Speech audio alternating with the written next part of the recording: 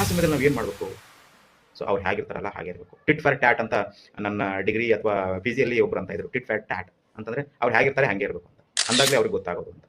ನಾವು ಭಾಳ ಉದಾರತನದಿಂದ ನಾವು ಭಾಳ ಏನು ಅನ್ಕೊಂತಾರೋ ಏನೋ ಅಂತ ಅವ್ರ ಭಾವನೆಗಳಿಗೆಲ್ಲ ಅರ್ಥ ಮಾಡ್ಕೊಂಡು ನಾವು ನಮ್ಮತನವನ್ನು ಬಿಟ್ಟು ಅವ್ರ ಸಲುವಾಗಿ ಅವ್ರಿಗೆ ಟೈಮ್ ಕೊಡ್ತೀವಲ್ಲ, that is not important. They are not worth for that what I feel. ಅವ್ರು ಆ ವರ್ತೇ ಇರೋದಿಲ್ಲ ಅಂತವ್ರು. ಅಂಥವ್ರಿಗೆ ಕೊಡ್ಲಿಕ್ಕೆ ಹೋಗ್ಬಾರ್ದು ಸಮಯನ. ನಮ್ಮ ಟೈಮ್ ಇಂಪಾರ್ಟೆಂಟು, ನಾವು ಇಂಪಾರ್ಟೆಂಟ್ ಫಸ್ಟ್. ಅದಕ್ಕಾಗಿ ನಾನು ಹೇಳಿದೆ self respect is very much important. ನಿಮ್ಮನ್ನು ನೀವು ರೆಸ್ಪೆಕ್ಟ್ ಮಾಡಿದ್ರಿ ಅಂತಂದರೆ most of the time everybody is going to do the respect. ಆಮೇಲೆ ನಮ್ಮಷ್ಟಕ್ಕೆ ನಾವು ಯಾವತ್ತೂ ಕಡಿಮೆ ಅಂತ ಅನ್ಕೊಳ್ಳಿಕ್ಕೆ ಹೋಗ್ಬಾರ್ದು. ನಿಸರ್ಗನೇ ನಮಗೆ ಅದು ಆ ಪಾಸಿಟಿವ್ನೆಸ್ ಕೊಡ್ತದೆ. So we have to feel very ಚೆನ್ನಾಗಿ ಚೆನ್ನಾಗಿ ಮಾತಾಡೋದು, ಚೆನ್ನಾಗಿ ಡ್ರೆಸ್ ಮಾಡೋದು, ಫೀಲಿಂಗ್ ಫ್ರೆಶ್ ಆಲ್ವೇಸ್. ನಮ್ಮನ್ನು ನೋಡಿ ಅನ್ಬೇಕು ಏನಂತ, ಎಷ್ಟು ಚೆನ್ನಾಗಿ ಬರ್ತಾರೆ ಇವರು, ಮಾತಾಡಿರೋ ಖುಷಿ ಆಗ್ತದೆ, ಅವ್ರ ಜೊತೆಗೆ ಇನ್ನೊಂದು ಸ್ವಲ್ಪ ಮಾತಾಡ್ಬೇಕಂತ ಅನಿಸ್ತದೆ. ಆ ರೀತಿ so you should be a model.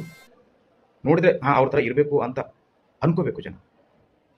ಆಮೇಲೆ ನಾವು ಅನ್ಕೊಳ್ಳೋದು ಕೂಡ ಪಾಸಿಟಿವ್ಲಿ ಅನ್ಕೋಬೇಕು. ನನಗೆ ನೋಡಿ ಚೆನ್ನಾಗಿ ಅಂತ ಇದ್ದಾರೆ, ನನಗೆ 4 ಜನ ರಿಕಗ್ನೈಸ್ ಮಾಡ್ತಾ ಇದ್ದಾರೆ because of my good conduct, because of my well behaviour, because of my socialisation ಅನ್ನೋದನ್ನ ನಾವು ಅರ್ಥ ನೋಡಿ. ನಾವೇನು ಮೋಸ್ಟ್ ಆಫ್ ದ ಟೈಮ್ ಈ 4 ಜನ ಅಂತೀವಲ್ಲ, ಬಹಳಷ್ಟು ಸರ್ತಿ ಈ 4 ಜನ ಬರ್ತಾರೆ ನಮ್ಮ ಜೀವನದ ಇದರಲ್ಲಿ, ಯೋಚನೆಗಳಲ್ಲಿ. 4 ಜನ ಏನಂತಾರೆ, 4 ಜನ ಏನಂತಾರೆ, 4 ಜನ ಏನನ್ನಲ್ಲ. 4 ಜನ ಚೆನ್ನಾಗಿ ಅಂತಾರೆ ಅಂತ ನೀವು ಭಾವಿಸಿದ್ರೆ everything is going to become very much fabulous. 4 ಜನನ ಅವ್ರು ಭಾಳ ಚೆನ್ನಾಗಿ ಅಂತಾರೆ ನನ್ನ ಬಗ್ಗೆ, ಆಕ್ಟಿವ್ ಇದ್ದಾರೆ, ಕೆಲಸ ಮಾಡ್ತಾರೆ, ಯಾವುದೇ ಒಂದು ಕೆಲಸ ಕೊಟ್ಟರೆ ಅದು ಚೆನ್ನಾಗಿ ಮಾಡ್ತಾರೆ ಅನ್ಕೊಂತಾರೆ ಅಂತ everything is going to become. So ಅದಕ್ಕಾಗಿ ಆ 4 ಜನರ ಬಗ್ಗೆ ಯೋಚನೆ ಮಾಡೋದೇ ಬಿಟ್ಬಿಡಿ ನೀವು. ಆ ಯಾರು 4 ಜನ ಇಲ್ಲ. ಸುಮ್ಮನೆ ನಾವು ಹೇಳ್ತಿರ್ತೀವಿ ಆ 4 ಜನ ಏನಂತಾರೆ, 4 ಜನ ಯಾರು 4 ಜನ ಇಲ್ಲ. 4 ಜನ ನಿಮ್ಮ ಬಗ್ಗೆ, ನಿಮ್ಮ ಭಾವನೆ ಒಳ್ಳೇದಿದ್ರೆ ಅವರು ನಿಮ್ಮ ಬಗ್ಗೆ ಒಳ್ಳೇದೇ ಹೇಳ್ತಾರೆ. They also feel very proud. Feel yourself proud. And most of the time you have to be very much concentrated. ಏನು ಮಾಡಬೇಕು, ಏನು ಮಾಡಬಾರ್ದು ಅನ್ನೋದ್ರ ಬಗ್ಗೆ ನಿಮಗೆ ಅದ್ರ ಬಗ್ಗೆ ತಿಳಿದಿರಬೇಕು. ಅಂದಾಗ ಮಾತ್ರ ಕೆಲವೊಂದು ವಿಷಯಗಳು ಮಾಡಲಿಕ್ಕೆ ಅನುಕೂಲ ಆಗ್ತದೆ. ನೀವೇನು ಮಾಡ್ತಾನೆ ಇಲ್ಲ ಅಂತಾರೆ, ಏನು ಮಾಡ್ಲಿಕ್ಕೆ ಆಗ್ತದೆ ನಿಮಗೆ? ಏನು ಮಾಡೋಕ್ಕಾಗಲ್ಲ. ಸೊ ಹಾಗಾಗಿ ನೀವು ಮಾಡ್ತಾ ಹೋದ್ರೆ ಎಲ್ಲ ಚೆನ್ನಾಗಿ